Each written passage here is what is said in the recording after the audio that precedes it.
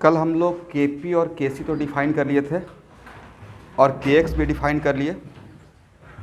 आज हम लोग देखेंगे रिलेशन बिटवीन के पी एंड के सी। ठीक है स्टूडेंट, तो एक एग्जांपल लेके चलते हैं आपको समझाने के लिए।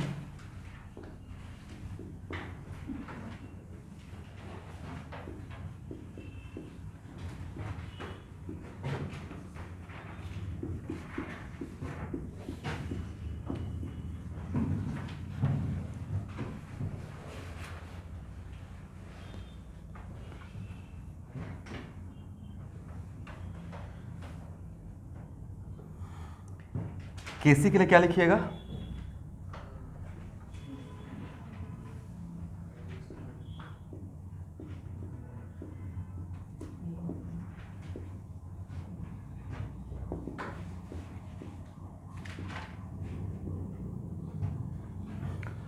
और it is very important to note that K P और के सी में रिलेशन तभी निकालेंगे ना जब एटलीस्ट उस रिएक्शन में एटलीस्ट वन गैसियस सब्सटेंस रहेगा। अगर एक भी गैसियस सब्सटेंस नहीं रहेगा तो के पी और के सी में रिलेशन का कोई मतलब नहीं है। P V equal to what? NRT. ये इक्वेशन मिक्सचर ऑफ गैस के लिए भी होता है और इंडिविजुअल कंपोनेंट के लिए भी होता है। तो P equal to N by V R T लिख सकते हैं। इसी को क्या हम लोग सी आर टी बोल सकते हैं, where C is the concentration molarity के टर्म में।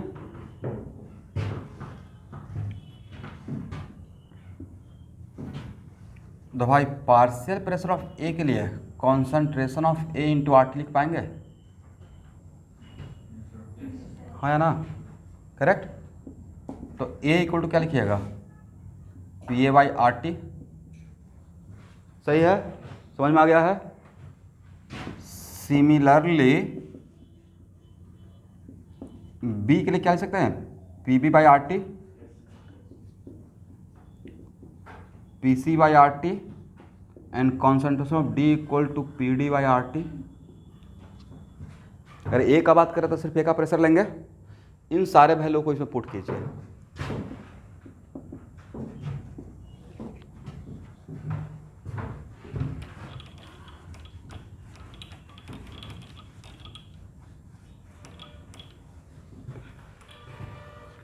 तो पुट करेंगे तो क्या हो जाएगा? K C equal to P C by R T के power C, P D by R T के पावर डी,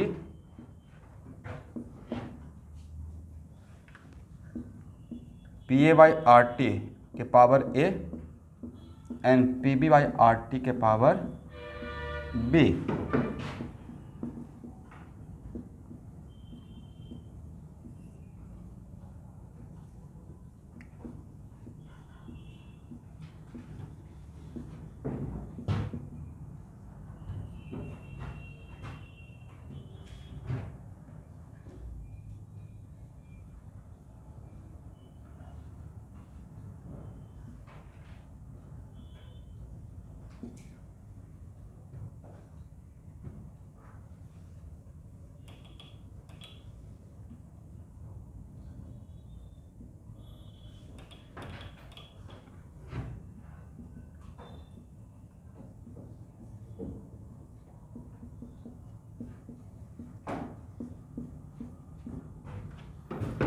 सही है एवरीवन, लिख सकते हैं इतना। इस ब्रैकेट के अंदर है वही तो भाई है के पी। जो ब्रैकेट के अंदर है उसी को मैंने क्या डिफाइन किया था? के पी बाई 1/2 के पावर 3 के लिए क्या 1/2 के पावर 3 लिख सकते हैं। तो वैसे ही इसका लिख सकते हैं 1/RT के power C plus D minus A plus B. Is it right? Then K C equal then K P equal to क्या हो गया? के सी आर टी के पावर डेल्टा एन। करेक्ट है। इसको मैं नाम दे रहा हूँ, क्रॉस मल्टीप्लाई कर दिया और इसका नाम दे रहे हैं क्या? डेल्टा एन या delta N G. Delta N G का मतलब हुआ डेल्टा एन है difference of sum of coefficient of gases product minus sum of coefficient of gases reactant, सही मैंने बोला?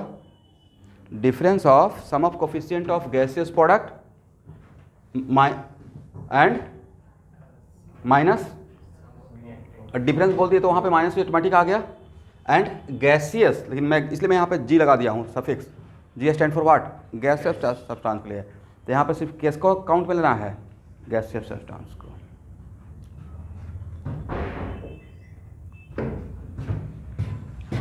आप लोग लिख लीजिए, भूल जाइएगा। Sum of coefficient of gaseous product minus sum of coefficient of gaseous reactant.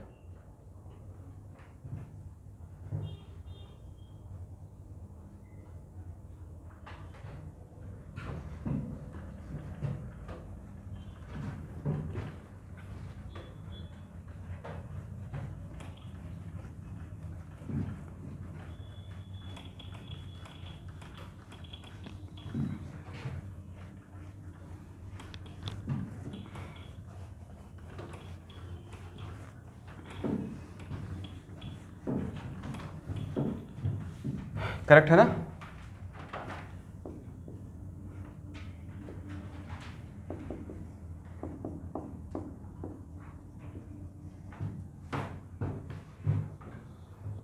सही है।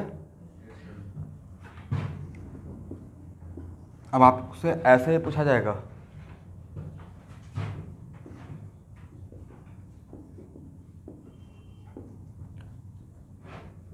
अगर delta N G greater than zero रहेगा, delta N G less than zero रहेगा और delta N G equal to zero रहेगा, correct? तो K P और K सी में क्या रिलेशन रहेगा? मतलब बड़ा है, छोटा है, बराबर है? एक चीज़ तो श्योर है, डेल्टा एन जी अगर जीरो हो जाएगा तो ये टर्म वन हो जाएगा। तो इस केस में के P equal to what, K C. But what about this one and this one?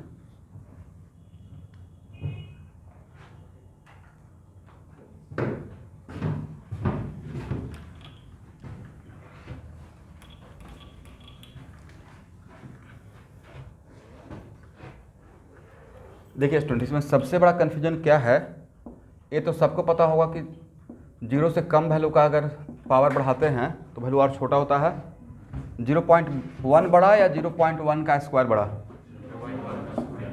Yes, correct है। इसका मतलब सब कुछ इस पे डिपेंड कर रहा है।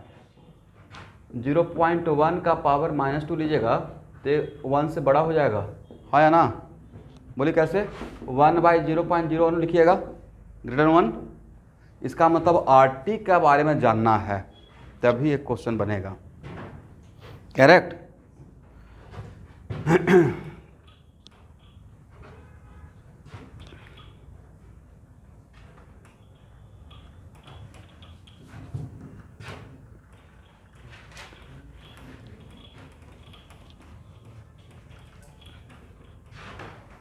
यहाँ देखिए स्टूडेंट, तो एक्चुअल सिचुएशन क्या है कि केपी में हम लोग क्या लेते थे? एटीएम। बात तो समझिएगा, क्या लेते थे? एटीएम। तो आर का वैल्यू एटीएम में कितना होगा? 0.0821। और लैब में जो रिएक्शन करते हैं इन जनरल, प्रैक्टिकल बात, तो मान लेते हैं कि मैं टेम्परेचर इतना कम तो रहेगा नहीं, लैब का टेम्परेचर इतना कम रहेगा, -173 इमेजिन से परे है, राइट? बहुत लो टेम्परेचर है। जनरल लैब का टेम्परेचर क्या रहेगा? 10 डिग्री 15 डिग्री रिएक्शन के टाइम पे, राइट? बट फिर भी एट वर्स्ट मान लेते हैं टेम्परेचर इतना कम है, फिर भी इसका टेम्परेचर केल्विन में तो 100 केल्विन रहेगा, इसका वैल्यू, हाँ या ना? तो अगर इस वैल्यू को अगर 100 से मल्टीप्लाई भी कर देते हैं तो 8.21 होगा, 1 से बड़ा। तो इस एजम्पशन के साथ यहाँ पे आर टी का वैल्यू 1 से बड़ा मान के चलिए, तब आप आंसर दे पाएंगे, करेक्ट है ना? किससे बड़ा? 1 से बड़ा। तो आर टी का वैल्यू अगर 1 से बड़ा रहेगा तो डेल्टा एन जे पॉजिटिव रहेगा, तो के पी क्या हो जाएगा? समझ रहे हैं ना किस एजम्पशन के साथ मैं काम कर रहा हूँ? आर टी ग्रेटर 1 के लिए तो ए वैल्यू पॉजिटिव रहेगा तो के पी क्या हो जाएगा? के सी। अगर छोटा रहेगा, निगेटिव रहेगा तो नीचे आ जाएगा, तो Kp लेस देन Kc, ये ऑब्जेक्टिव आएगा। लिखिए लिखिए।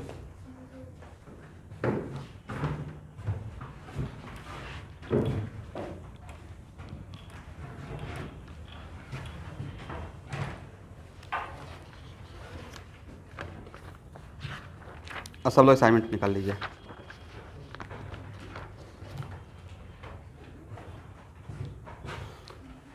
समझ में आ गया है एवरीवन? ऐसा अब देखिए,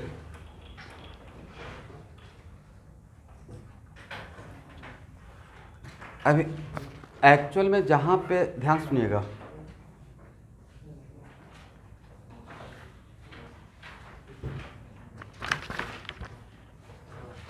देखिए बात मत कीजिए। एक्सरसाइज 1 का पहले क्वेश्चन नंबर 6 से ही स्टार्ट करते हैं। और एक क्वेश्चन है आज से बहुत साल पहले, कम से कम 30 ईयर्स पहले आईआईटी में पूछा हुआ है। क्वेश्चन देखिएगा तब तो उसका खासियत क्या है।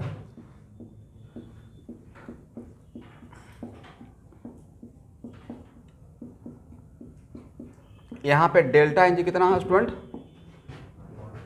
डेल्टा एन जी क्या है? 1 है। क्या इक्वल टू 0 है? इक्वल टू 0 रहता था Kp इक्वल टू कैसे? फिर भी क्वेश्चन में क्या बोला गया है? क्वेश्चन पढ़िए।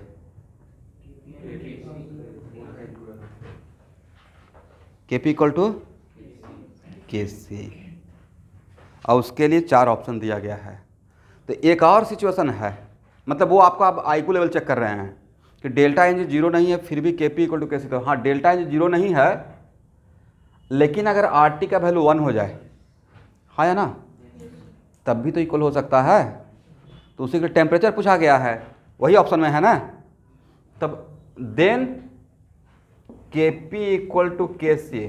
इस केस में जब नॉट, इसका मतलब है कि delta N not equal to 0 है फिर भी Kp इक्वल टू Kc होगा वेन। तो ये तभी पॉसिबल है जब RT इक्वल टू व्हाट 1 हो जाए। तो यहाँ से T निकल जाएगा, RT इक्वल टू 1 से, तो T equal to what 1/r, और R का वैल्यू किस में लेना है? 0. ये वैल्यू निकाल लीजिए, यही आपका आंसर रहेगा। लेकिन आंसर केल्विन में रहेगा, ठीक है। तो नहीं तो थोड़ा सा लिंक से हटकर क्वेश्चन हो गया, क्योंकि यहाँ पे Kp equal to Kc equal एक इसके लिए था।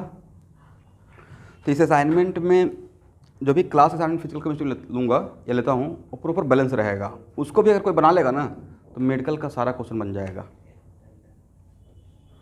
चलिए अब क्वेश्चन नंबर 1 बनाइए।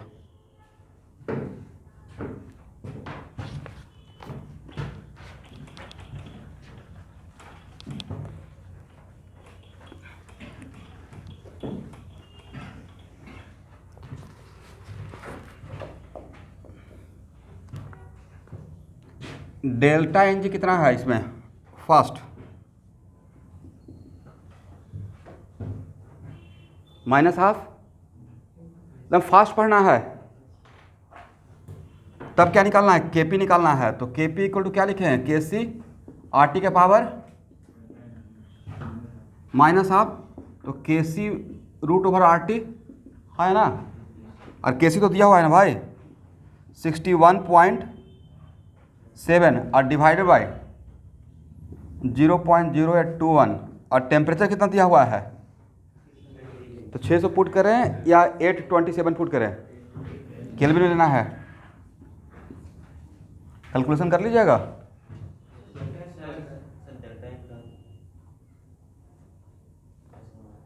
क्या बोले? डेल्टा एन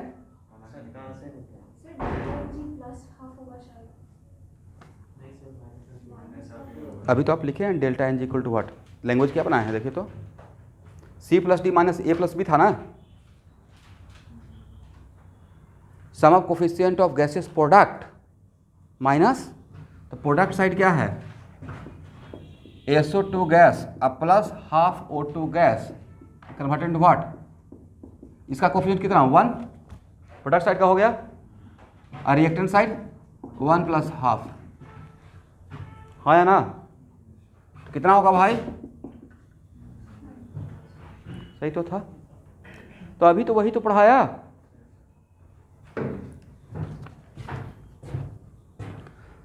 चलिए क्वेश्चन नंबर 2,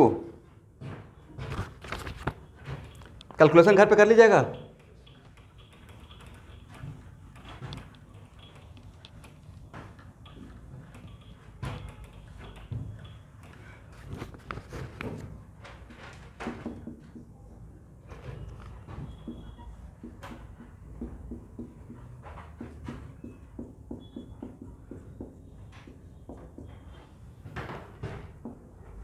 चलिए इसे बताइए तो डेल्टा एन जी का वैल्यू क्या होगा?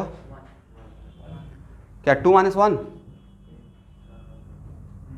और 1, 2 - 1, गलत। फिर से पढ़िए, नहीं पढ़ने तो दीजिए। गैसियस, इसका नहीं काउंट करना था भाई, ये चांस की बात है कि रॉन्गली बट करेक्ट हो जाते हैं यहाँ पे। नहीं समझे बात को? डेल्टा एन जी बोल रहे हैं तो सिर्फ सॉलिड का नहीं लेना है, 1 - 0 लिखना पड़ेगा। सब्जेक्टिव एग्जाम में बैठने वाला है ना। 2 - 1 = 1 और 1 - 0 = 1। यहाँ पे रॉन्गली बट करेक्ट हो सकते थे, गलत होते हुए भी सही है। बट यहाँ पे मैं एकदम खुलकर तो बोला हूँ, वहाँ पे डेल्टा एन लिखे थे या डेल्टा एन जी लिखे थे, और डेल्टा एन जी क्या था बोलिए देखिए तो? Sum of coefficient of gaseous product. तो क्या कैल्शियम ऑक्साइड गैसियस प्रोडक्ट है? गैस है या सॉलिड है? तो उसका कोफिशिएंट नहीं पकड़ना है, ठीक है। उसके बाद सॉल्व हो जाएगा, Kp = Kc RT के पावर 1। तो Kc = व्हाट? Kp/RT। कैलकुलेशन कर पाएंगे आप लोग? ये तो हो जाएगा ना? इस क्वेश्चन को छोड़ा जाए, हो जाएगा। हाँ, और Kp का वैल्यू पुट करना है। क्वेश्चन तो पढ़िए। हाँ, इसमें और क्या करेंगे? R का वैल्यू 0.0821 लेना है, और टेम्परेचर डिग्री में या केल्विन में? केल्विन में। चलिए देखिए तो क्वेश्चन 3 का ऑप्शन कौन सा सही होना चाहिए?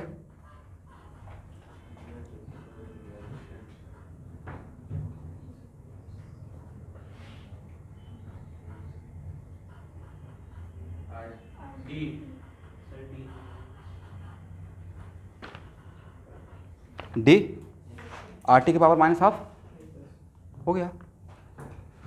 चलिए क्वेश्चन नंबर 4,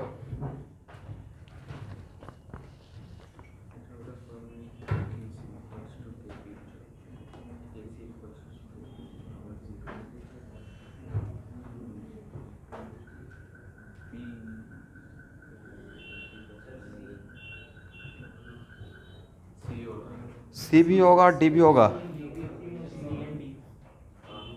सी एंड लिख लीजिए।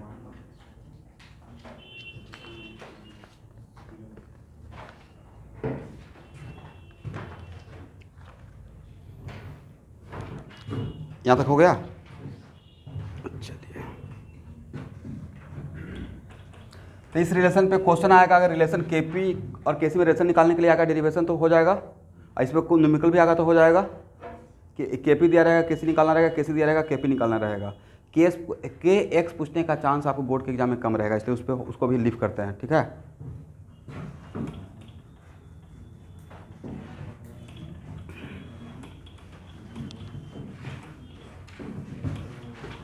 आप लोग NCERT लेकर आए हैं?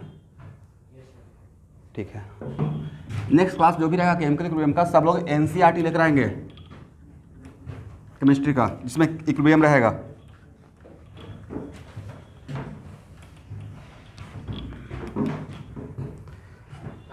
अब एक नया कॉन्सेप्ट,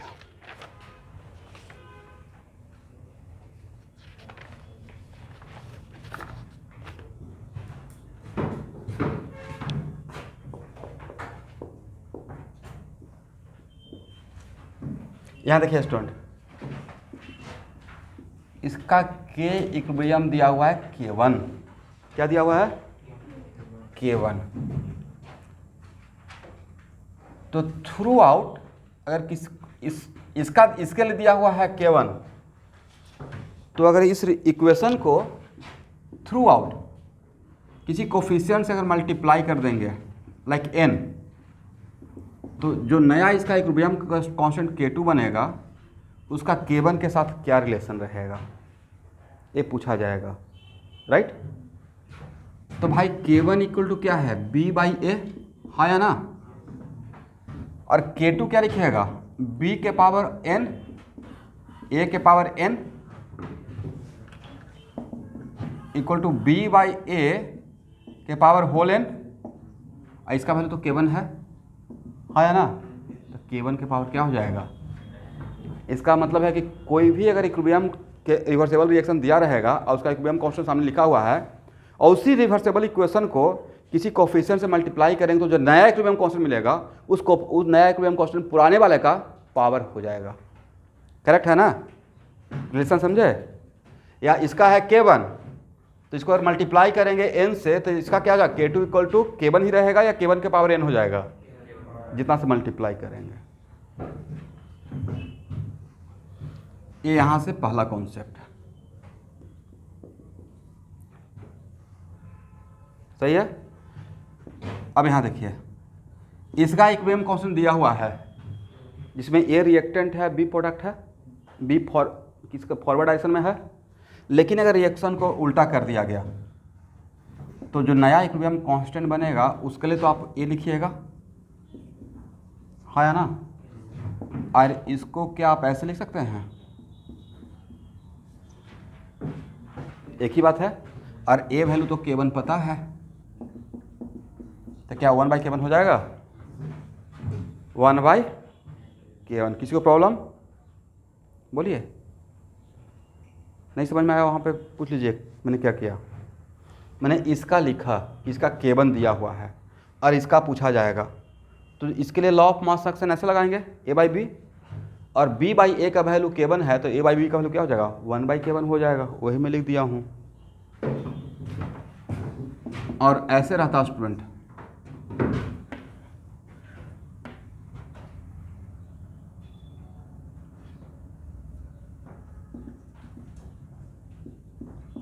ऐसे एक एग्जांपल लेते हैं, ये दिया हुआ है तो इसका इक्विलिब्रियम कांस्टेंट K1 के टर्म में क्या लिखिएगा, जरा बोलिए तो फास्टली। क्या सही है, हाँ या ना।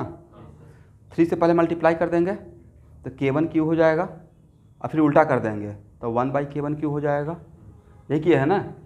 चलिए लिख लीजिए।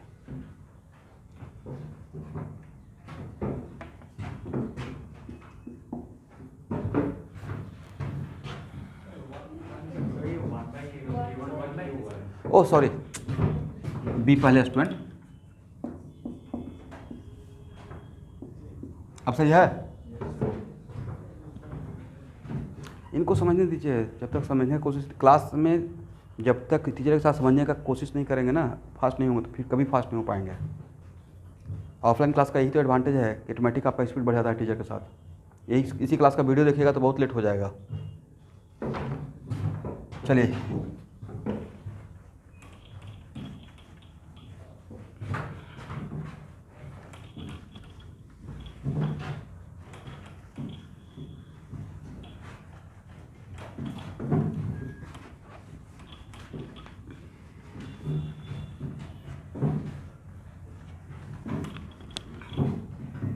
नेक्स्ट कॉन्सेप्ट,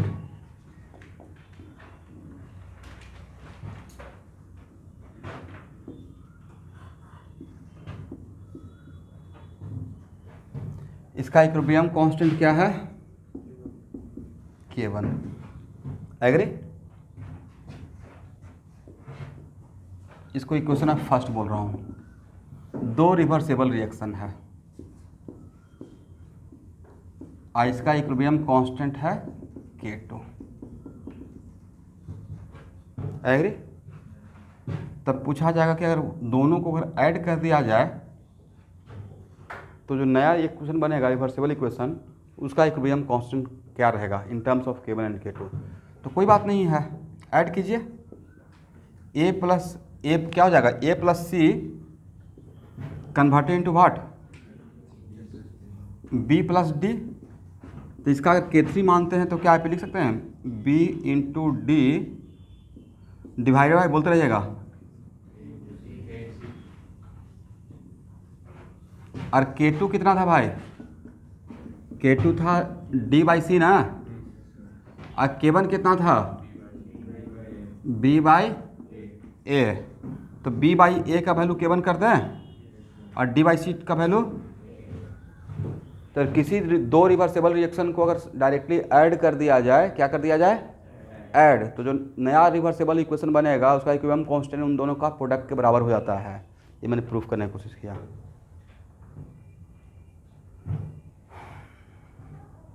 लिखिए लिखिए स्टूडेंट, लिखते रहिएगा।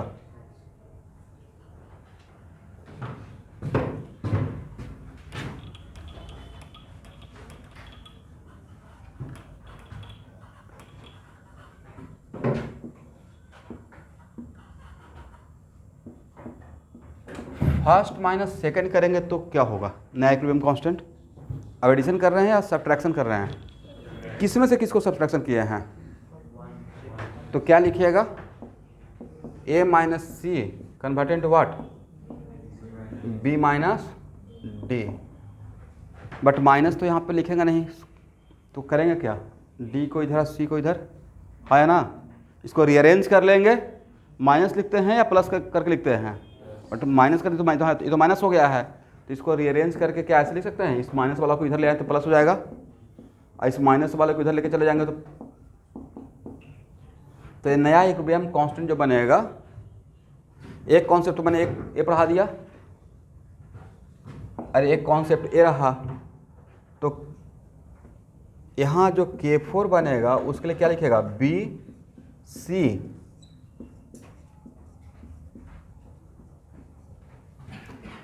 ए वैल्यू कितना? और ए वैल्यू कितना? 1/K2, K1/K2, हाँ या ना? K2 रहता या 1/K2 हो जाएगा?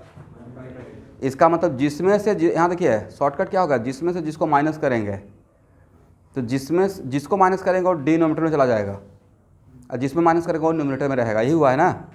फर्स्ट में से सेकंड को माइनस किया तो सेकंड का इक्विलिब्रियम कांस्टेंट नीचे चला गया, ऑटोमेटिक वो नीचे हो जाएगा। यही सीख रहे हैं। समझ में आया? कहीं पे कन्फ्यूजन है तो अभी पूछ लीजिए। देखिए कुछ नहीं किया हूँ स्टूडेंट, इसका वैल्यू मैं यहाँ से उठा के डाल दिया, और D/C का वैल्यू मुझे पता है K2, तो C/D का वैल्यू कितना हो जाएगा? 1/K2। क्या हो जाएगा? तो इसके बदले मैंने क्या लिखा? K1, और इसके बदले क्या लिखा? K2 या 1/K2? 1/, तो K1 इंटू 1/K2, K1/K2। सही है ना? यहाँ तक आइए, हो गया? आप लोग बोला कीजिए भाई।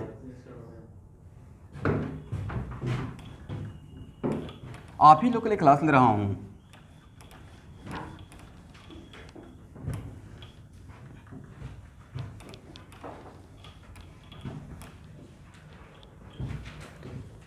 अब इसी इंफॉर्मेशन पे एक एग्जांपल दें।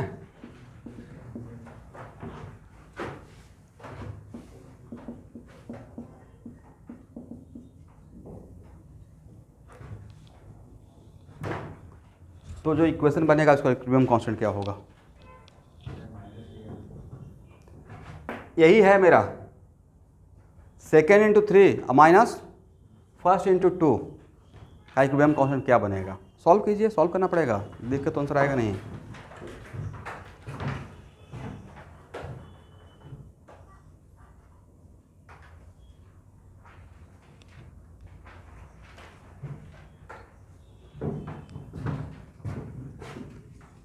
यहाँ देखिए स्टूडेंट,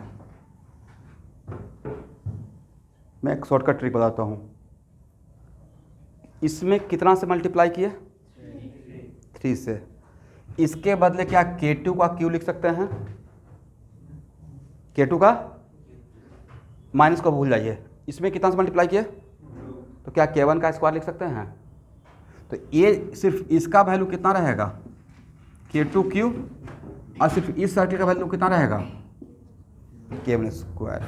लेकिन इसमें से इसको माइनस कर रहे हैं, तो ये K1 स्क्वायर ऊपर रहेगा या नीचे चला जाएगा? तो जो नया रहेगा वो तो ये आंसर रहेगा, K2Q divided by K1 square, है या ना? ऑटोमेटिक ये आ जाएगा। करेक्ट है ना? फिर भी आपका लर्निंग प्रोसेस है तो मैं चाहूँगा कि आप इसको ऐसे करके लिखा कीजिए। यहाँ देखिए, आपका फर्स्ट टाइम है तो इसको प्लीज़ ऐसे लिखिएगा। ये हो गया 3 से मल्टीप्लाई करने के बाद, हाँ या ना? और 2 से मल्टीप्लाई करने के बाद क्या होगा? Convert into what? और इसको ऐड करना है या सब्ट्रैक्ट करना है? इसमें से इसको सब्ट्रैक्ट करना है तो ऐसे ही लिखते ना, 3c minus 2a converted into what? 3d minus 2b। अब इसको फिर रीअरेंज कर लीजिएगा, 2b converted into 3d plus 2a। अब तब जब इसका इक्विलिब्रियम कांस्टेंट लिखिएगा तो क्या रहेगा? d बाई सी और a बाई बी, क्या सही है? और इसका वैल्यू क्या, इसको d बाई सी को आप ऐसे लिख सकते हैं का q और a बाई बी का स्क्वायर। इसका वैल्यू कितना होगा? d बाई सी तो पता ही है, और a बाई बी का वैल्यू 1 बाई k1 का स्क्वायर, है या ना? तो लास्टली सॉल्व करने के बाद तो भाई आपको वही मिलेगा ना, k2 का q। अब मुझे एग्जाम में बैठना रहता तो मैं अपने टीचर का बात मान लेता कि ये नीचे चला जाता है, बाकी मल्टीप्लाई करने से कोफिशिएंट का स्क्वायर हो जाता है, मैं टाइम बचा लेता यहाँ पे। सही है? इस कॉन्सेप्ट पे क्वेश्चन आएगा तो बन जाएगा। तो हाथों हाथ लगा लेते हैं क्वेश्चन एक्सरसाइज 2 में।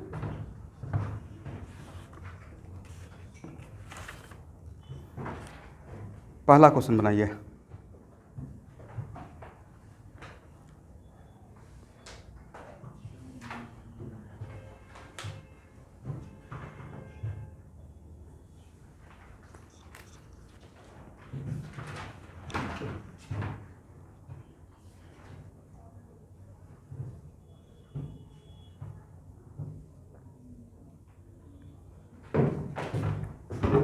लीजिए स्टूडेंट, हार्ड कॉपी फॉलो कीजिए, यहाँ लीजिएगा।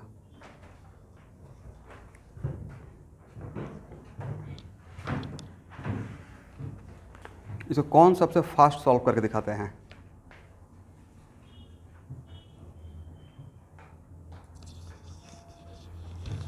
इक्वेशन तो लिखिए कॉपी पे, कॉपी पे इक्वेशन लगेंगे तब तो दिमाग काम करेगा। Nihar, first you have to write down the equation. कोई भी क्वेश्चन में जो मेन चीज़ है उसको लिखना चाहिए।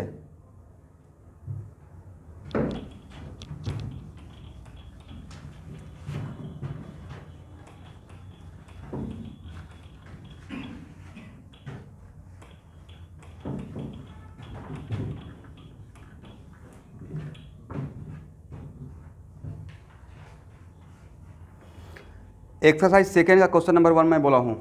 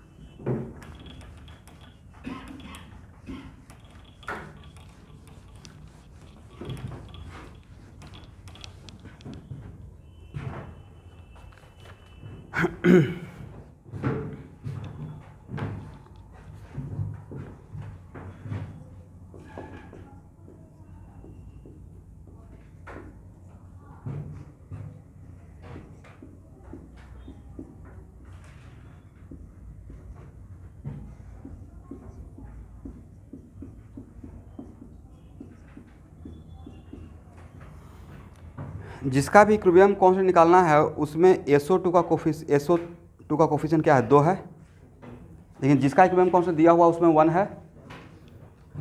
भाई इसको 2 से मल्टीप्लाई कर सकते हैं, इसका वैल्यू K1 दिया हुआ है ना स्टूडेंट, तो 2 से मल्टीप्लाई करेंगे तो क्या दिखेगा 2SO2 प्लस O2 है ना। तो इसका K2 का वैल्यू क्या K1 का स्क्वायर हो जाएगा, जितना से मल्टीप्लाई करते हैं, करेक्ट है ना। लेकिन आपको इसका नहीं निकालना है, इसके उल्टे वाला का निकालना है। बोलिए हाँ, यहाँ तक आ गए, समझ में आया मेरे बात। अब उल्टा कीजिए, 2SO2 निकालना इसका था प्लस O2 2SO3, तो इसका जो रहेगा उन्हें तक 1/K2 हो जाएगा। इसको मैंने जस्ट उल्टा कर दिया तो K2 रहेगा या 1/K2, और K2 का वैल्यू तो पता है, ये तो आंसर होगा। और K1 दिया हुआ था, बाकी तो कैलकुलेशन करना है। तो ये क्वेश्चन एग्जाम में नहीं बनेगा। क्वेश्चन नंबर 2 ये JEE मेन में आया हुआ है, पहले ही बोल दिया हूँ। 2 बनाइए तो।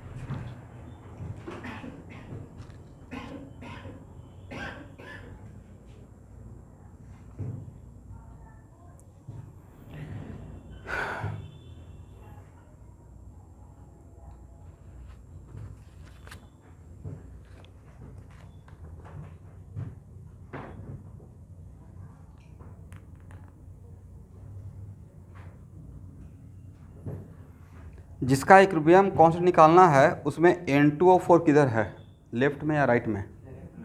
बट जहाँ पे N2O4 दिया वहाँ तो राइट में है। N2 और O2 कहाँ है, लेफ्ट में, फर्स्ट इक्वेशन में आ गया ना। Very good very good. तो यहाँ देखिए, बट N2 और O2 कहाँ दिया हुआ है, राइट में।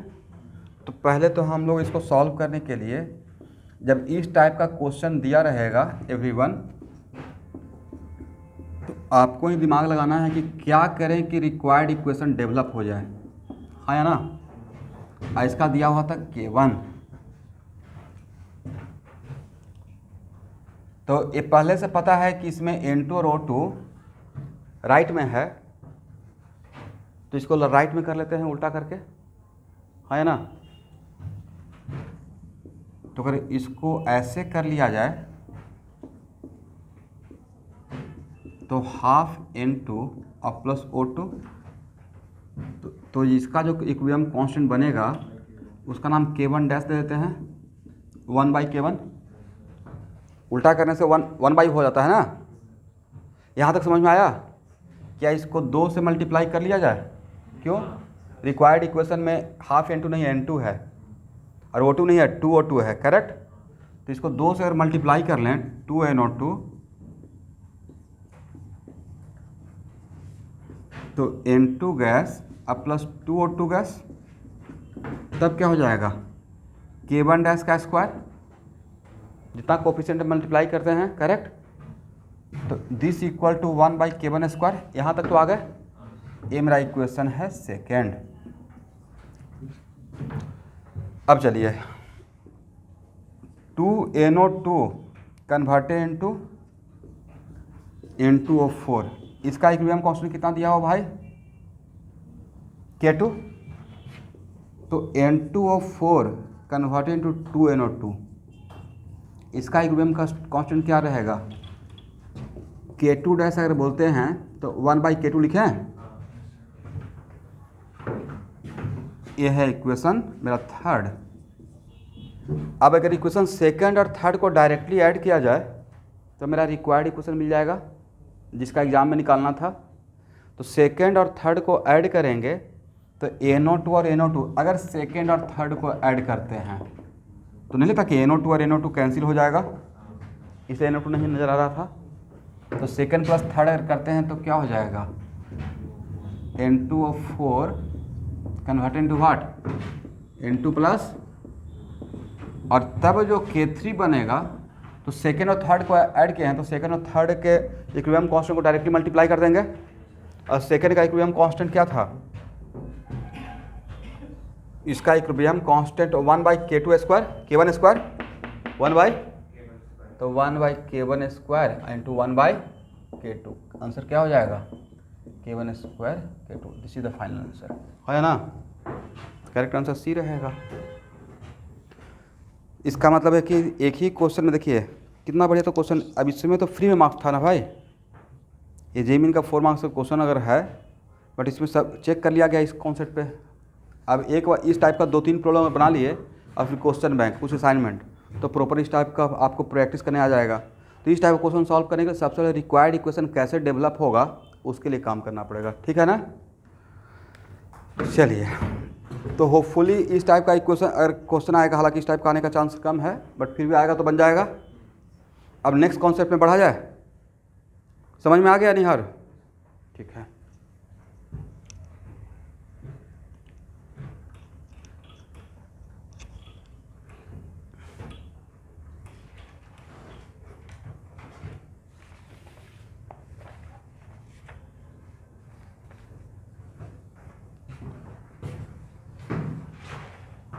इसको हटाएं।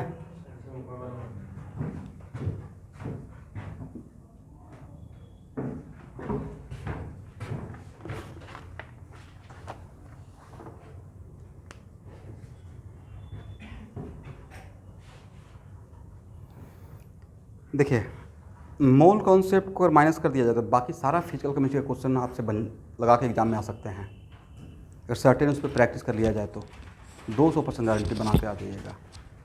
एकदम स्ट्रेट फॉरवर्ड क्वेश्चन आता है कि हाँ, उसके लिए प्रैक्टिस चाहिए होगा, थ्योरी भी चाहिए और प्रैक्टिस भी चाहिए। इसको हटा रहा हूँ, हो गया ना।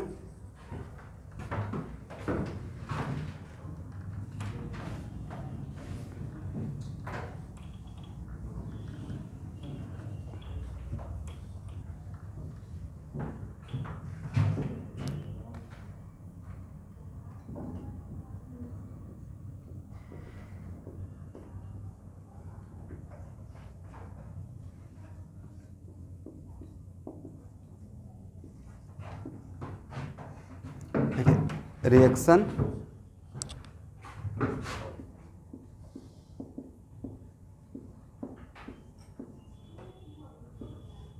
क्यू। अब ब्रैकेट लिखिएगा, prediction of direction of reaction,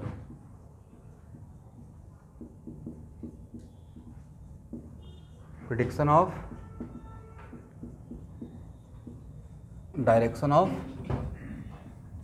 reaction for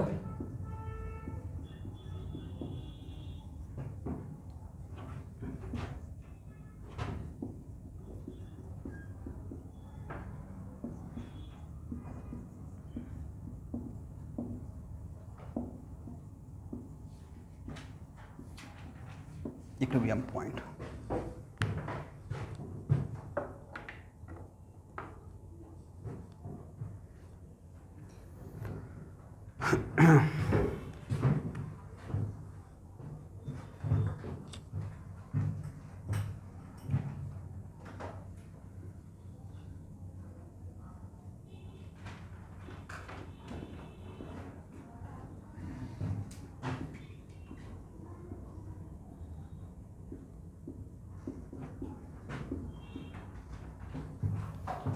देखिए स्टूडेंट, और आगे चलकर एक और प्रिंसिपल पढ़ाऊंगा जिसका नाम है ली चेटेरिया प्रिंसिपल केमिकल इक्विलिब्रियम में। तो एक्चुअल में मान लेते हैं कि इस रिएक्शन में, ध्यान सुनिएगा, कहाँ पे कन्फ्यूजन हुआ। अगर सिर्फ रिएक्शन को ए और बी लेकर स्टार्ट करते, सी और डी 0-0 था, टी इक्वल टू 0 पे, और तब पूछते कि ओवरऑल नेट रिएक्शन, जैसे सी और डी बनेगा तो पीछे भी आएगा रिएक्शन और आगे भी जाएगा, but for reaching the equilibrium point net reaction किस डायरेक्शन में जाएगा, फॉरवर्ड डायरेक्शन, क्योंकि सी और डी मेरे पास था नहीं। तो टी जिस टाइम पे ए और बी सिर्फ लेकर स्टार्ट करेंगे तब मैं बोलूँगा टी इक्वल 0 पे नेट रिएक्शन किस डायरेक्शन में प्रोसीड करेगा, फॉरवर्ड। क्यों कि सी और डी नहीं है सर, तो इसका आंसर तो आप लोग सब दे दिए बिना सॉल्व किए हुए। अब if B starting the reaction with C and D only, अगर सी और डी लेकर शुरू किए हैं, ए और बी 0-0, तब इक्विलिब्रियम पॉइंट को रीच करने के लिए नेट रिएक्शन टी इक्वल 0 पे किधर प्रोसीड करना स्टार्ट करेगा, बैकवर्ड। तो यहाँ तक there is no confusion, right. But मान लेते हैं कि टी इक्वल टू 0 पे मैं ए भी दे दिया, बी भी दे दिया, सी भी दे दिया, डी भी दे दिया, सबका थोड़ा थोड़ा अमाउंट दे दिया, समझे बात को, सब दे दिया हुआ है, A B C and D all, और तब छोड़ दिया गया। तब कैसे बता पाएंगे कि ये इक्विलिब्रियम पॉइंट पे है या नहीं है। और अगर इक्विलिब्रियम पॉइंट पे नहीं है तो इक्विलिब्रियम पॉइंट पे रीच करने के लिए जाएगा, किधर जा सकता है, बैकवर्ड भी जा सकता है या फॉरवर्ड भी जा सकता है। और इक्विलिब्रियम पॉइंट आने का मतलब क्या है कि उसका वैल्यू के के बराबर हो जाए, के सी के बराबर। अगर इन टर्म्स ऑफ कॉन्सेंट्रेशन देखते हैं तो किसके बराबर हो जाए, रिएक्शन क्वेश्चन 2 टाइप का होगा ना भाई। जैसे इक्विलिब्रियम कांस्टेंट 2 टाइप का होता है, वैसे ही रिएक्शन क्वेश्चन भी 2 टाइप का होता है, Q C and Q P, correct. तो जहाँ पे और सब ले लेंगे तो वहाँ पे कन्फ्यूजन रहेगा।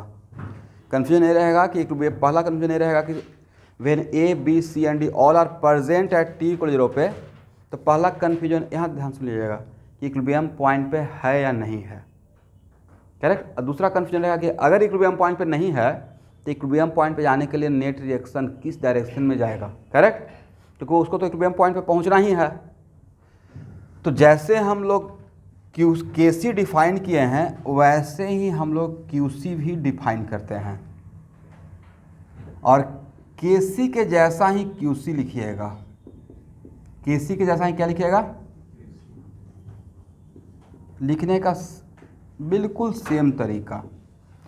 तो सर फिर डिफरेंस क्या रहा क्यू सी और के सी में, डिफरेंस ये रहा कि ए क्यू सी हम लोग किसी भी टाइम पे लिख सकते हैं, एट एनी टाइम, राइट। लेकिन के सी के लिए ए कॉन्सेंट्रेशन सिर्फ इक्विलिब्रियम पॉइंट का कॉन्सेंट्रेशन रहेगा, is right. But Q C at any time, T equal 0 पे, टी इक्वल T1 पे, किसी भी टाइम पे। इसलिए सबसे पहले इस टाइप का क्वेश्चन में जहाँ पे A B C and D all are present, और तब अगर नेक्स्ट एक्सरसाइज इसी पर रहेगा, ध्यान समझिएगा, और तब पूछा जाएगा, इसमें 3 टाइप का क्वेश्चन रहेगा कि इक्विलिब्रियम पॉइंट पे है या नहीं है, और अगर नहीं है तो इक्विलिब्रियम पॉइंट रीच करने के लिए फॉरवर्ड में प्रोसीड करेगा या बैकवर्ड में। तो उस टाइम पे क्या करना है, एक क्यूसी निकालना है। क्या निकालना है भाई? अब यहाँ देखिए, और अगर इक्विलिब्रियम पॉइंट पे नहीं है तो इसमें फर्स्ट केस क्या हो सकता है, इफ जिस टाइम का आपने क्यूसी निकाला और क्यूसी इक्वल टू केसी, अगर क्यूसी निकाले और केसी दिया रहेगा एग्जाम में, क्या दिया रहेगा, और दोनों वैल्यू जो क्यूसी निकाले और केसी के बराबर आ गया है, इसका मतलब है कि रिएक्टिंग मिक्सचर इक्विलिब्रियम पॉइंट पे ही था। क्या था? तो ओवरऑल नेट रिएक्शन किसी भी डायरेक्शन में प्रोसीड रिएक्शन होगा, लेकिन दोनों का बैकवर्ड और फॉरवर्ड का रेट ऑफ रिएक्शन क्या रहेगा? सेम रहेगा। इसका मतलब है मिक्सचर इज ऑलरेडी एट कौन सा पॉइंट? Equilibrium point. तो ये तो बिल्कुल लकीएस्ट केस रहेगा कि ऐसा हो जाए। सेकेंड केस, अगर QC ग्रेटर देन KC है, क्या है? इसका मतलब है कि इक्विलिब्रियम पॉइंट पे नहीं है। तो अब इक्विलिब्रियम पॉइंट पे तभी होगा ना जब QC का वैल्यू KC के बराबर हो जाए। तो QC को ज़्यादा होना पड़ेगा या कम होकर KC के बराबर होना पड़ेगा? KC तो नहीं एडजस्ट करेगा। At a given temperature equilibrium constant fix हो जाता है। Concentration for a given reaction, concentration change करने से इक्विलिब्रियम कांस्टेंट चेंज वो सिर्फ टेम्परेचर पर डिपेंड करता है। करेक्ट? टेम्परेचर और delta H heat of reaction पर डिपेंड करता है। तो केस इसको इक्विलिब्रियम पॉइंट पे जाने के लिए किसको एडजस्ट करना पड़ेगा? KC एडजस्ट करेगा अपने आप को, कम ज़्यादा करेगा, या QC एडजस्ट करेगा। तो QC ज़्यादा होगा या अपने आप को कम करेगा? कम करेगा। अब यहाँ देख कम कैसे होगा? तो कम करने के लिए सर अगर हम लोग न्यूमरेटर को कम कर दें, है ना, और डिनोमिनेटर को ज़्यादा कर दें तो ये कम हो जाएगा। तो न्यूमरेटर कम होने का मतलब C और D कम है, और C और D कम होने का मतलब C और D कम हो रहा है। करेक्ट?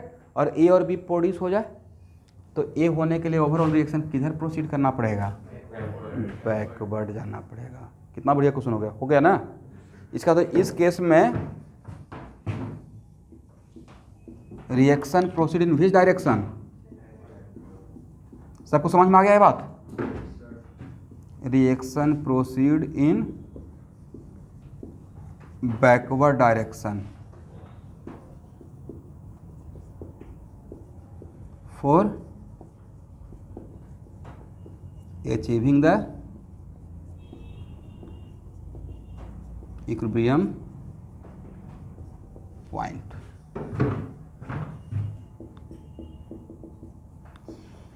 और अगर QC लेस देन KC है, थर्ड केस, तो फिर से QC अपने आप को एडजस्ट करेगा। इक्विलिब्रियम पॉइंट पे नहीं है तो QC क्या होगा? बड़ा होकर KC के बराबर होना चाहेगा। बड़ा कब होगा भाई?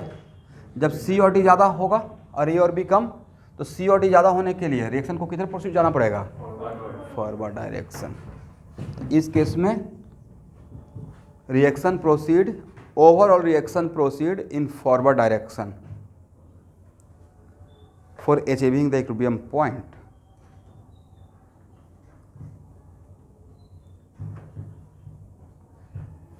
इतना बातें सबको समझ में आ गया है एवरीवन?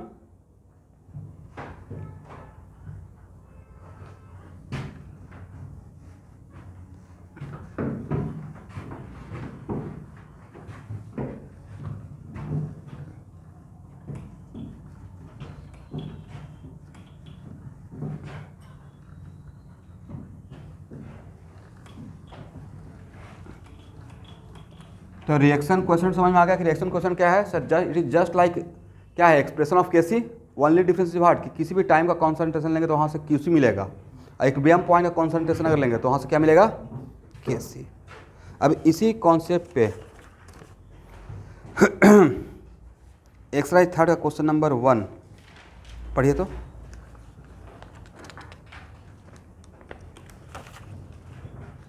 ये किसका है? आप क्यों लाए भाई? अच्छा लीजिए।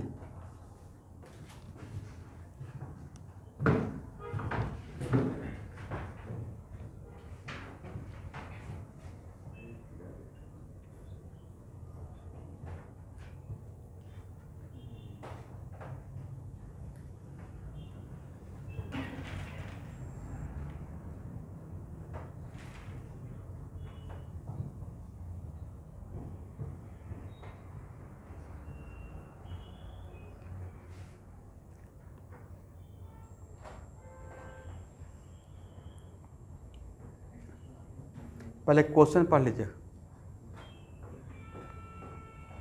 आपको नहीं था कि हर केस के लिए ए के लिए, बी के लिए, सी के लिए अलग अलग क्यूसी निकालना पड़ेगा और उस क्यूसी को इक्विलिब्रियम कांस्टेंट के साथ कंपेयर करना पड़ेगा और वो कंपेरिजन ही बता पाएगा किधर प्रोसीड होगा। First of all find the QC for A, B and C. Reaction तो ऊपर लिखा हुआ है।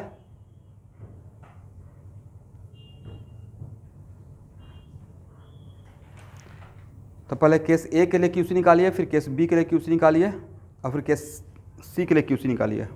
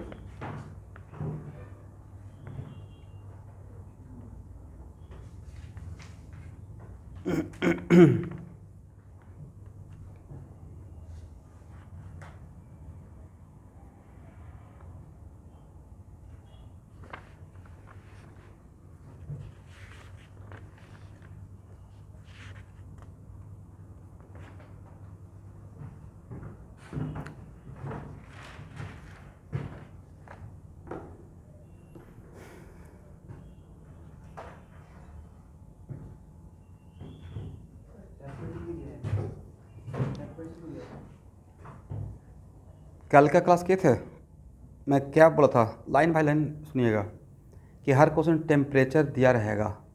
टेम्परेचर देने का मतलब टेम्परेचर कांस्टेंट है ताकि इक्विलिब्रियम कांस्टेंट चेंज नहीं करे। यहाँ समझे? क्योंकि इक्विलिब्रियम कांस्टेंट किस पे डिपेंड करता है? टेम्परेचर और हीट ऑफ रिएक्शन। तो टेम्परेचर वेरी करेगा तो इक्विलिब्रियम कांस्टेंट ही वेरी कर जाएगा। इक्विलिब्रियम कांस्टेंट वेरी करेगा तो क्वेश्चन आपको इक्विलिब्रियम पॉइंट अचीव हो पाएगा? इक्विलिब्रियम कांस्टेंट ही। अब इक्विलिब्रियम पॉइंट को देखकर ही तो इक्विलिब्रियम कांस्टेंट देखकर ही तो इक्विलिब्रियम पॉइंट पे जा रहे हैं, इसलिए टेम्परेचर दिया हुआ है।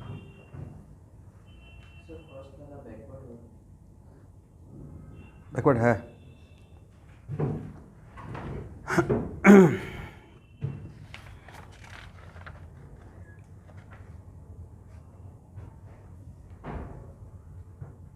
सॉल्व कीजिए, बैठे हुए हैं तो बी निकालिए।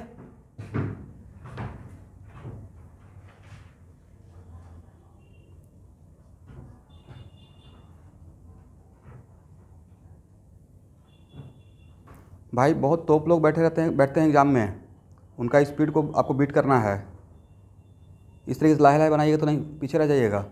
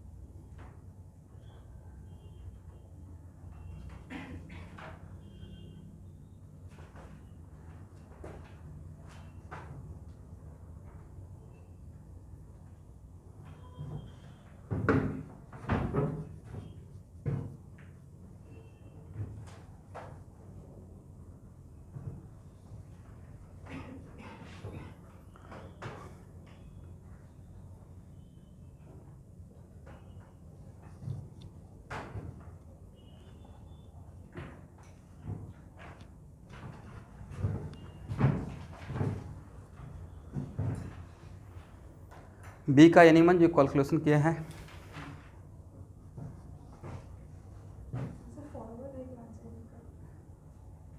बी का कैलकुलेट कीजिएगा सही से तो ऑलमोस्ट इक्विलिब्रियम कांस्टेंट के बराबर वैल्यू आता है। सही से कैलकुलेट करके देखिए।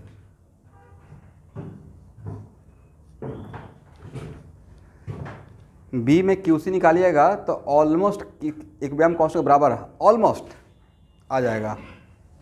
इसका मतलब बी में reaction mixture is already at equilibrium point. ठीक है, बी का मैं आपको हिंट कर दिया, कैलकुलेशन घर पे कर लीजिएगा। सी में निकाल, ये किसी सी का तो कैलकुलेशन आसान है।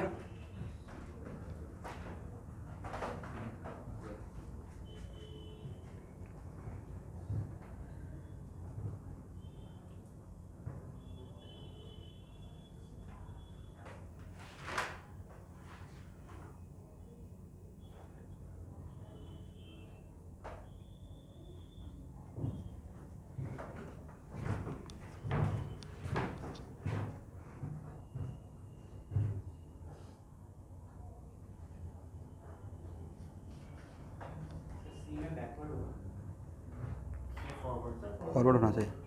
क्यूसी का वैल्यू केसी से बड़ा आया है, छोटा आया है? छोटा आया होगा। क्यूसी लेस देन केसी, क्यूसी जब निकाले होंगे तो क्यूसी लेस देन केसी आ गया होगा, तो बड़ा होने के लिए फॉरवर्ड जाएगा। तो नहीं था कि तीनों केस डील होगा इस क्वेश्चन में। तो ऐसा क्वेश्चन आएगा क्यूसी और रिएक्शन का प्रेडिक्शन का, और जब ऑल रिएक्टिंग मिक्सचर दिया रहेगा तो एग्जाम में क्या डिसाइड कर लेंगे, हो जाएगा। अब देखिए स्टूडेंट, अब मैं दो ऐसा एग्जाम्पल ले रहा हूँ जो एग्जाम्पल आने का चांस बहुत ज़्यादा रहेगा एग्ज़ाम में आपका। और सर उसमें प्रॉब्लम कैसे सॉल्व करेंगे, सॉल्व करने का तरीका सिखा रहा हूँ, कोई थ्योरी नहीं, directly how to proceed the problem, correct.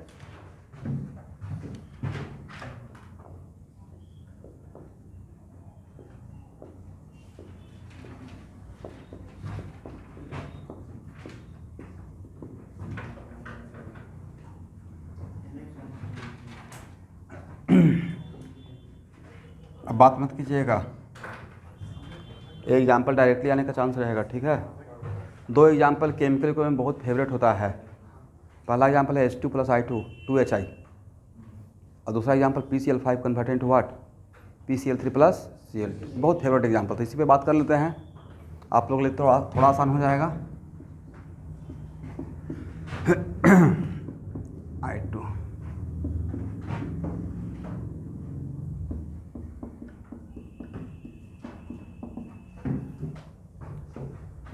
ध्यान से देखिएगा।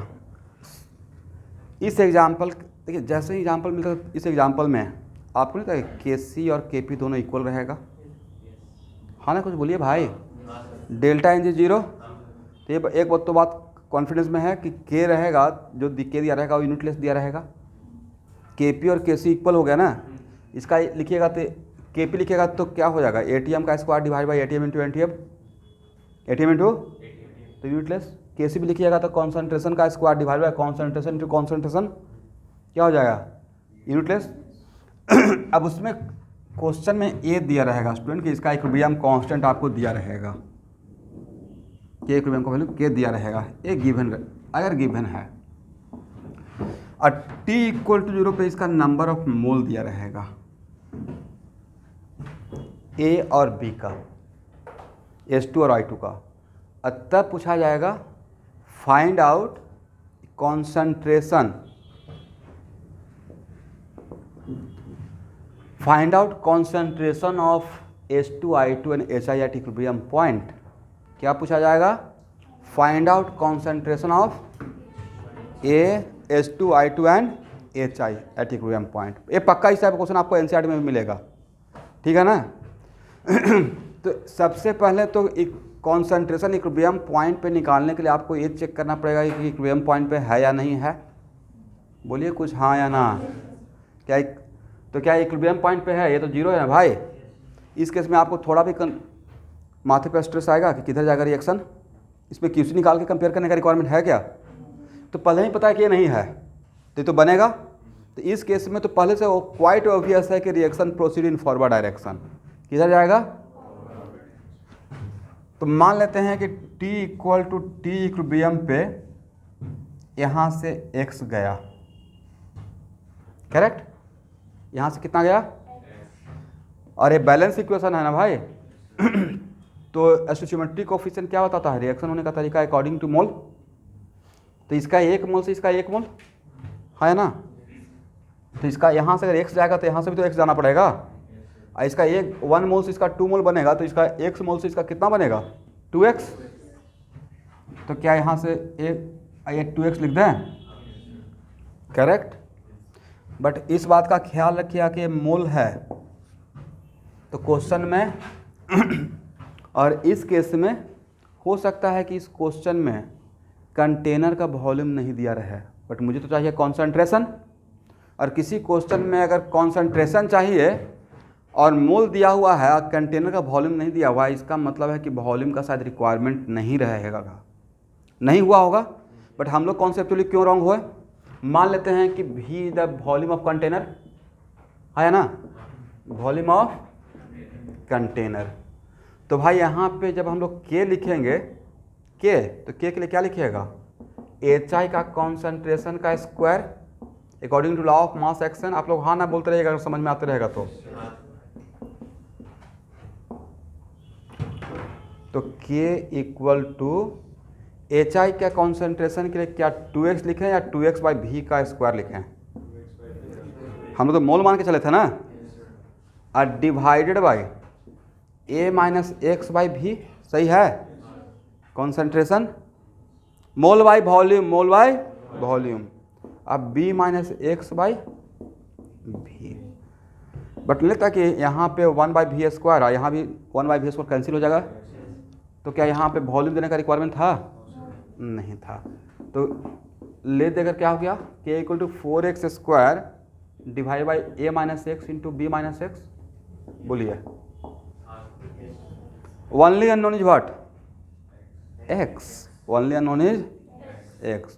तो क्या इस क्वाड्रेटिक को सॉल्व करके x नहीं निकाल लीजिएगा? बोलिए हाँ या ना। तो यहाँ से एक लाइन का आंसर है फिर मेरे तरफ से, solve this quadratic and find the value of x। और अगर x का वैल्यू 2 आ गया तो उसमें एक पॉजिटिव रहेगा एक निगेटिव रहेगा, हम लोग पॉजिटिव वैल्यू को ले लेंगे, करेक्ट? सर दोनों पॉजिटिव आ गया तो पहली बात तो ऐसा होगा नहीं, और अगर दोनों पॉजिटिव आ गया तो हो सकता है कि एक वैल्यू a से बड़ा हो एक वैल्यू a से छोटा हो। a से बड़ा कभी होगा इस केस में, तो a से छोटा वाला ले लेंगे। समझ में आ गया? और तब इक्विलिब्रियम पॉइंट पे क्या मोल बता सकते हैं? a minus x equilibrium point का इसका मोल रहेगा, b माइनस इसका मोल रहेगा, और 2x इसका मोल रहेगा। सॉल्व हो जाएगा क्वेश्चन। पहला एग्जाम्पल। आइडिया मिल गया how to solve the problem. But solve तभी कर पाते ना जब पता चलता है कि रिएक्शन किधर जाएगा। तो इसके तो कोई कन्फ्यूजन नहीं है। लेकिन एक मिनट, ए और ए, H2I2 और HI तीनों दिया रहता तो अच्छा लेते हैं दूसरा एग्जाम्पल। एक एग्जाम्पल में खिचड़ी हो जाएगा। लीजिए यहाँ तक आइए।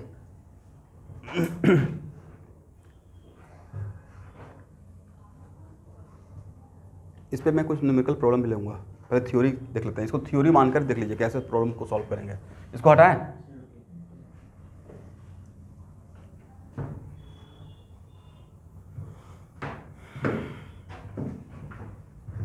Solve this quadratic and find the value of x। निकलते ही मुझे इक्विलिब्रियम पॉइंट का सारा वैल्यू पता चल जाएगा, करेक्ट? एक क्वेश्चन इस टाइप का क्वेश्चन आने का चांस रहेगा पक्का।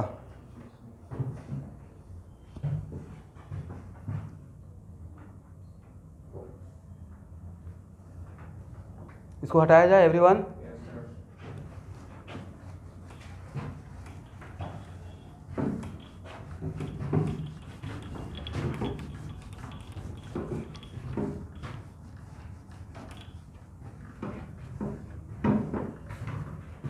अब सेकेंड एग्जाम्पल लेते हैं। एग्जाम्पल सेकेंड, t इक्वल 0 पे अगर a भी दिया रहेगा, b भी दिया रहेगा, c भी दिया रहेगा, तीनों दे दिए, और फिर पूछ रहे हैं find the concentration of H2I2 and HI at equilibrium point. तब आप यहाँ पे आपको t इक्वल 0 पे q निकालना पड़ेगा। नहीं, इस केस में आप श्योर नहीं किधर जाएगा, क्या निकालना पड़ेगा? अब तब यहाँ से मान लेते हैं आपने निकाला, और if Q C greater than क्या हो गया, के सी। तो इस केस में कैसे सॉल्व कीजिएगा, रिएक्शन किधर जाएगा, बैकवर्ड।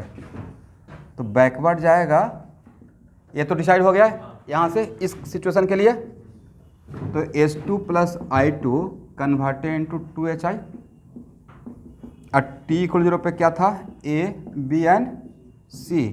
अब यहाँ पे हम लोग क्या करेंगे, C में से X को माइनस करेंगे।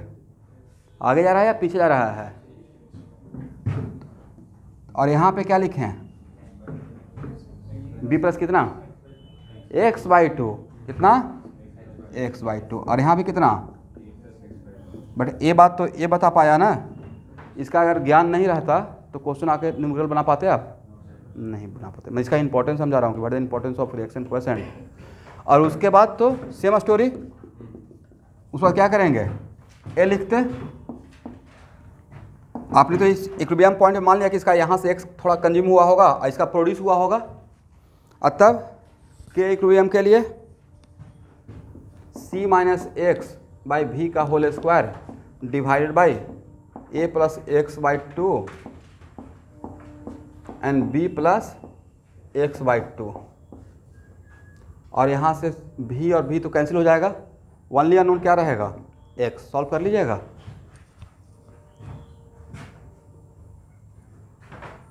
और इसी में second situation, if QC less than KC रहता तब कैसे सॉल्व करते, तब रिएक्शन किधर प्रोसीड करेगा,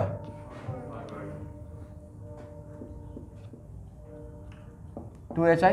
तब क्या लिखते हैं, सब है मेरे पास T इक्वल 0 का, तो यहाँ से इक्विलिब्रियम पॉइंट पे x, यहाँ से भी कितना x, यहाँ पे कितना c प्लस 2x करते हैं। अब फिर से k के बराबर करते हैं। तो पहला केस मैंने क्या लिया जिसमें HI था ही नहीं, दूसरा केस क्या लिया जिसमें तीनों था, और तीनों में दो केस लेस देन या ग्रेटर देन। लेस देन रहेगा, ग्रेटर देन रहेगा तो वैसे ऐसे प्रोसीड करेंगे, और लेस देन रहेगा तो ऐसे प्रोसीड करेंगे। क्या बोले, नीचे क्यों होगा भाई, रिएक्शन उल्टा नहीं हुआ, रिएक्शन पीछे जा रहा है। ये रिएक्शन में तो HI थोड़ा ऐसे कर दिया, HI इधर लेकर आया क्या, नहीं लेकर आया, तो फिर नीचे क्यों जाएगा, करेक्ट। वैसा कर दीजिएगा तो नहीं, वैसा भी आप कर सकते हैं। ये बोल रहे हैं कि सर ऐसा कर दिया तो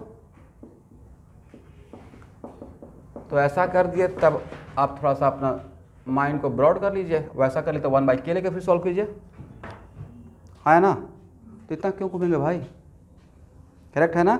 रिएक्शन उल्टा हो गया है या रिएक्शन बैकवर्ड जा रहा है, रिएक्शन को मैंने उल्टा नहीं किया था, इसको बैकवर्ड प्रोसीड किया था। बैकवर्ड जाने के लिए थोड़ी इधर आ जाएगा, बैकवर्ड का मतलब एक कंज्यूम हो रहा है, एक प्रोड्यूस हो रहा है, ये क्या हो रहा है, कंज्यूम हो रहा है। इसलिए इसमें मत फंसिए, ठीक है।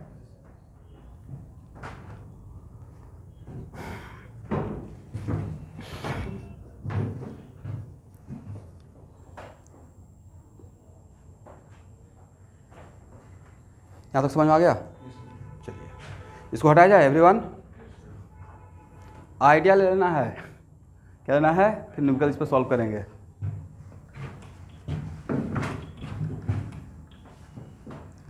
स्कूल का एग्ज़ाम पास करना तो इतना दुनिया का सबसे आसान काम है, पता नहीं इतना प्रेशर क्यों लेते हैं। या हो सकता है कि मैं अपने पॉइंट ऑफ व्यू से सोच रहा हूँ, बट नहीं है, उसमें है कि कोई चैप्टर पढ़ाने के बाद तो ऑब्वियसली सारा क्वेश्चन आपसे लगेगा।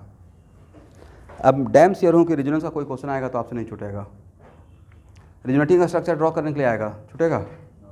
इतना प्रैक्टिस कर लिए हैं, बट वही है कि जब टॉपिक कवर करेंगे कोई चैप्टर तो बोर्ड से आप बहुत ऊपर रहिएगा, बोर्ड पानी हो जाएगा। अपने यहाँ पे कहावत पानी है, एक दो फेमस डायलॉग है, फिजिक्स का एग्ज़ाम देकर सारे बच्चे निकलते हैं, बहुत पेपर टान था, टफ, वो उस लेवल पे क्रॉस किए नहीं, वो बस NCERT तक रहे, तो उस पर तो टान लगेगा।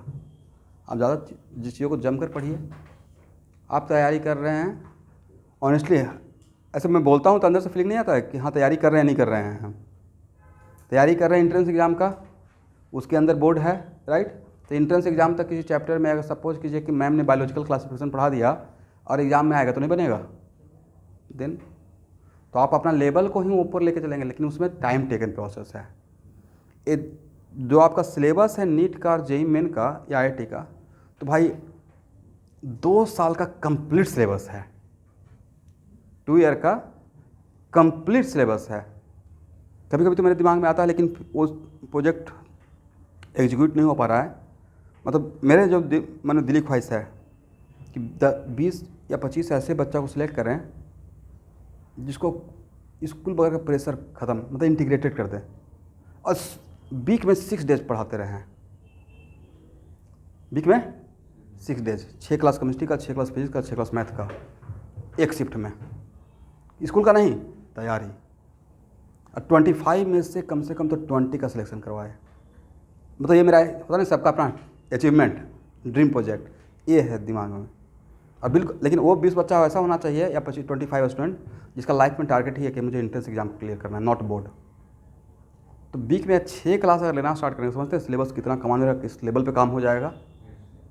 बट उसके लिए है कि वही है कि एक बहुत बड़ा ही प्रोजेक्ट है।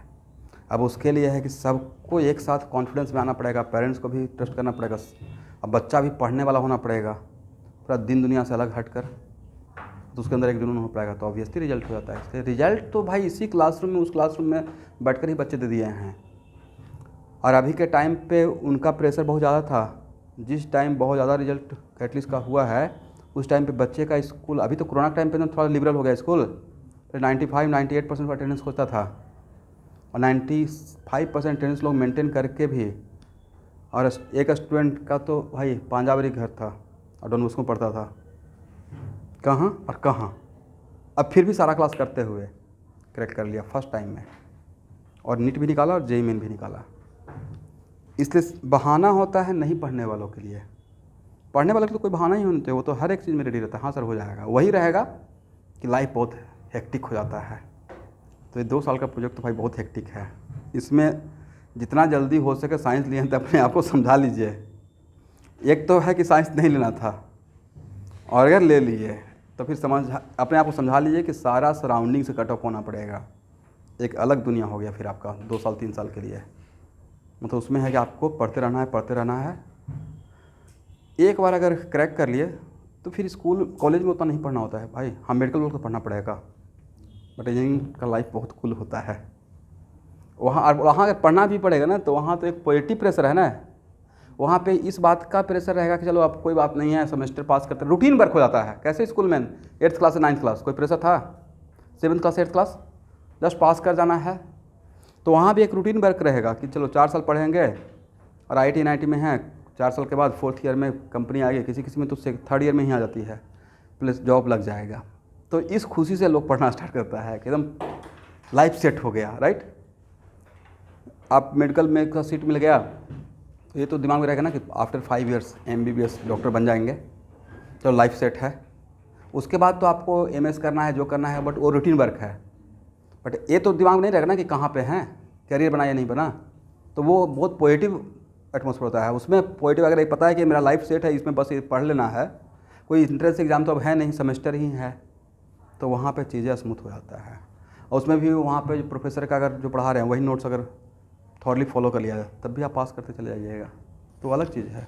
बट अभी आपके पास क्या है ये पता है, होगा या नहीं होगा, इंटरेस्ट में बैठना है, तो उसके लिए यहाँ पे थोड़ा सा एक दिमाग में बैक ऑफ द माइंड डर भी रहता है। और डर नहीं रहेगा, 2 ही लोग को डर नहीं रहता है, या तो जिनको करना ही नहीं है, या तो जो ओवर टैलेंटेड हैं। तो बैक ऑफ द माइंड अगर डर चल रहा है, इसका मतलब सही फेज चल रहा है। जैसे लोग बोलते हैं ना कि सर डर लगता है, पता नहीं होगा नहीं होगा, मतलब आप तैयारी कर रहे हो, ये फेज चलेगा। किसी दिन ऐसा मन करता होगा सुबह उठते होंगे, बहुत बढ़िया से पढ़ाई चल रहा है तो मोटिवेशन हाई लेवल पे है, किसी दिन लो लेवल हो गया, तो ऐसे अभी अप एंड डाउन चलते रहेगा। This is the phase of preparation. ऐसे सिर्फ आपके साथ नहीं होता है, जिनका जैसे जो लोग क्रैक भी कर लिए हैं, जिनका IIT का सिलेक्शन हो भी जाता है ना, उनसे भी पूछिएगा ना कि 10 दिन पहले का क्या सोचना है, तो उनको भी लगता है कि कुछ और टाइम मिल जाता, प्रिपरेशन अभी थोड़ा कुछ बाकी रह गया है।